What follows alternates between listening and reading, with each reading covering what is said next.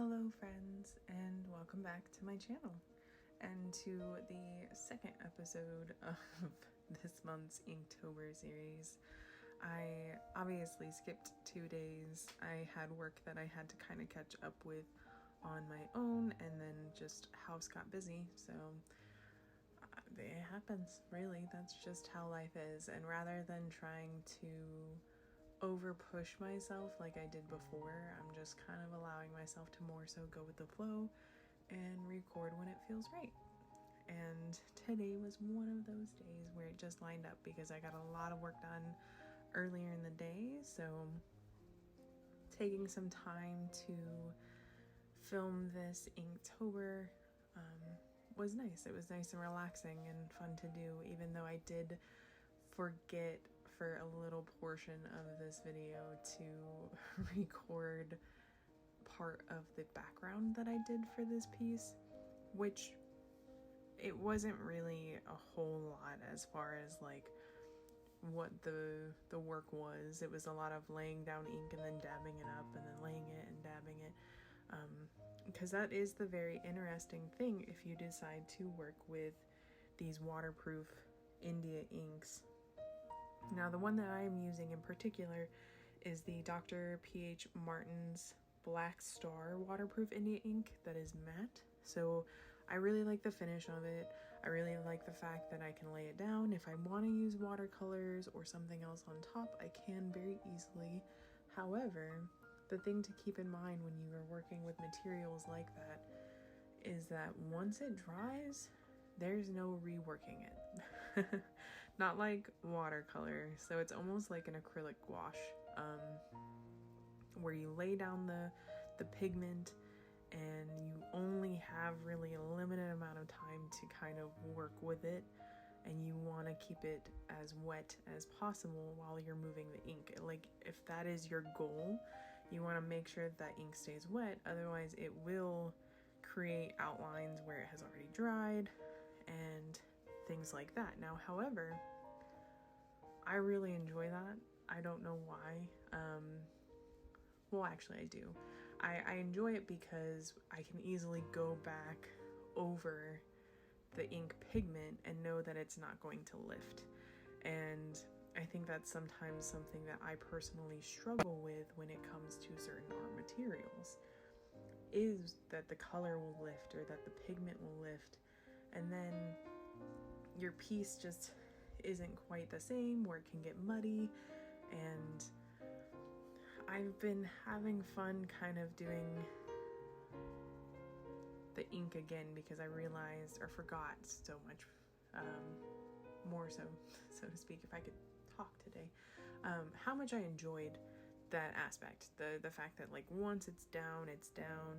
And so that's why you see in a lot of work that I do, I am laying down that ink pretty heavily, but then dabbing it up pretty quickly because I'm trying to build a dark to light effect by doing really light layers. So the layer that I'm laying looks pretty fluid and it looks a lot darker than it is, but that ink that I'm using is pretty watered down. You can see me dipping into my water bowl and mixing it with the black ink to make sure that it is relatively thin. And that's how I build those layers and build that color.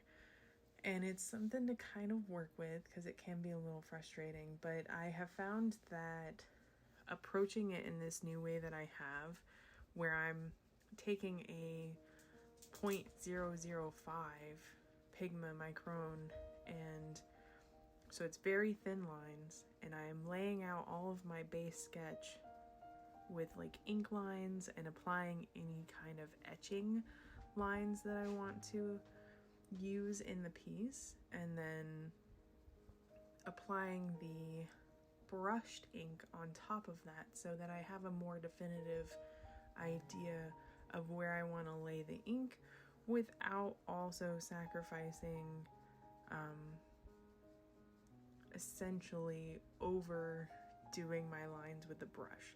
A lot of times what I personally do is if I jump from pencil to using the ink and the paintbrush, my line will sometimes like get lopsided or won't be placed where I wanted it to be placed during the inking, and it can get rather frustrating. So I found that with laying down a thinner line work prior to going in with the brush line work, it's kind of like giving me an outline of something to trace and know where I'm going, so that I feel more confident when I am using the paintbrush and the ink, because I'm not all that confident all the time when it comes to that. Like sometimes I'm like, oh yeah, I can do this so easy, and then other times I'm like, what did I just do?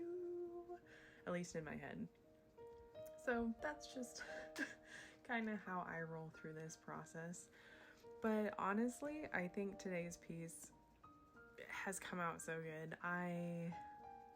It has been a really long time since I've been doing like full pieces that haven't been like digital or paintings. So this has been really nice and relaxing to get back into, and I feel like I'm kind of pseudo getting my groove back.